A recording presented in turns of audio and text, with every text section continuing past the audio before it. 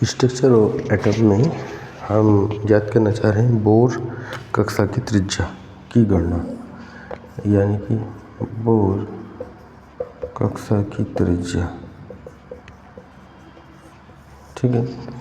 अभी एक फॉर्मेट बना था कि जब इलेक्ट्रॉन नाभिक के चारों ओर गति करता है तो उस पर अभिकेंद्र बल आरोपित होता है। ठीक है ना, mv²/r और चुंबकीय बल Ze/E/r²। ये आपस में हमने बराबर किए थे। यहाँ पे अगर r से r कैंसिल होगा, mv² = Ze²/r। ठीक है। अगर इलेक्ट्रॉन का कोणीय संवेग की अभिधारणा दी जाए, ठीक है, इलेक्ट्रॉन का कोणीय संवेग mvr = nh/2π होता है। क्या होता है? nh/2π। तो यहाँ से b का मान, इसे समीकरण 1 मान लेंगे, b बराबर होगा nh/2π × mr। ये वाली वैल्यू यहाँ पे पुट कर दी जाए, b का मान पुट कर दें, तो b का मान पुट करने पर r का मान जो फॉर्मूला निकल के आता है वो आएगा h²/, सोल्व करने के बाद h²/4π² m × e² और n²/z। अगर h प्लांक नियतांक है, इसका मान रख दें 6.6 × 10⁻⁻27 अर्ग सेकंड। m इलेक्ट्रॉन का द्रव्यमान 9.1 × 10⁻28 ग्राम, 28 ग्राम।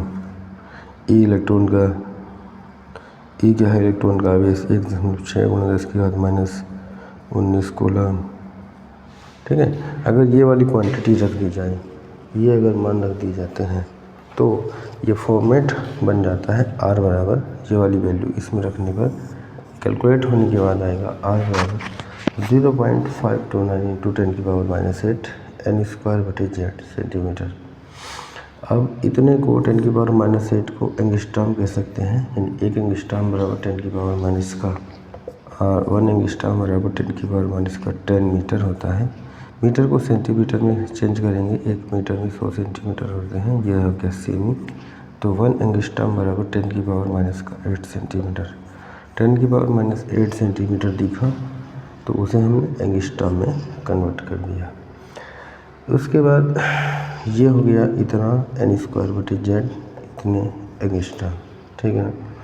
आगे एक जनरली अगर यहाँ पे हम फॉर्मूला बनाना चाहें, Rn = R0 n²/z, जहाँ पे R0 है इलेक्ट्रॉन के प्रथम कोष की त्रिज्या, क्योंकि R0 का मान बनेगा 0.529 एंगस्ट्रॉम। ये इलेक्ट्रॉन के प्रथम कोष की त्रिज्या होती है। हाइड्रोजन परमाणु के लिए अगर Z का मान 1 रखें और N का मान 1 होगा पहली कक्षा के लिए, ठीक है ना, हाइड्रोजन परमाणु के लिए, तो n बराबर 1 यानी R1 पहली कक्षा की त्रिज्या निकालेंगे तो इतना आ जाएगा 0.29। तो ये आ गया था n²/z। n का मान भी 1 हो गया और z का मान भी 1, तो R1 बराबर 0.529 एंगस्ट्रॉम। इसको कहते हैं बोर त्रिज्या। ठीक है। बोर त्रिज्या कभी कभी पूछ लेता है, बोर त्रिज्या का मान कितना होता है। तो बोर त्रिज्या, इस त्रिज्या को बोर त्रिज्या कहते हैं। इस प्रकार हाइड्रोजन परमाणु की दूसरी, तीसरी और अन्य कक्षाओं की त्रिज्या ज्ञात की जा सकती हैं। जैसे पहली कक्षा की त्रिज्या हम निकाल चुके हैं। ठीक है, पहली कक्षा की त्रिज्या निकाल ली। अब दूसरी कक्षा की त्रिज्या निकालनी है हमारा। हाइड्रोजन जो हमारे पास फॉर्मूला है, फॉर्मूला था Rn बराबर 0.529 n²/z, इतने एंगस्ट्रॉम। पहली कक्षा के लिए n बराबर 1 रखा था, और हाइड्रोजन परमाणु के लिए z का मान 1 होता है। हाइड्रोजन परमाणु के लिए z बराबर 1। अगर हम दूसरी कक्षा के लिए निकालें, n बराबर 2 रखेंगे दूसरी कक्षा के लिए,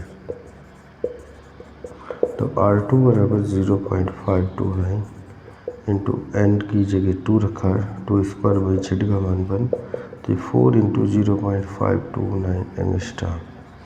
ठीक है, इसको सोल्व करेंगे। सोल्व करने के बाद आएगा 2.116 एंगस्ट्रॉम, ये आ जाएगी दूसरी कक्षा की त्रिज्या। इसी प्रकार n बराबर 3 रख के हम तीसरी कक्षा की त्रिज्या भी निकाल सकते हैं।